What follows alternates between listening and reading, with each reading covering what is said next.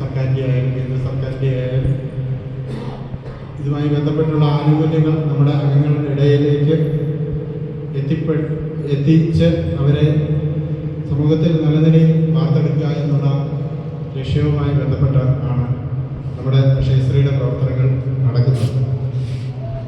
അതിൻ്റെ ഭാഗമായിട്ട് ഇതിനെക്കുറിച്ച് വിശദമായി സംസാരിക്കാൻ ഇവിടെ ജില്ലയുടെ കാര്യകർത്താക്കൾ എത്തിയിട്ടുള്ളത് കൊണ്ട് ഞാൻ ആ കാര്യത്തിലേക്ക് കൂടുതലായിട്ട് കിടക്കുന്നില്ല.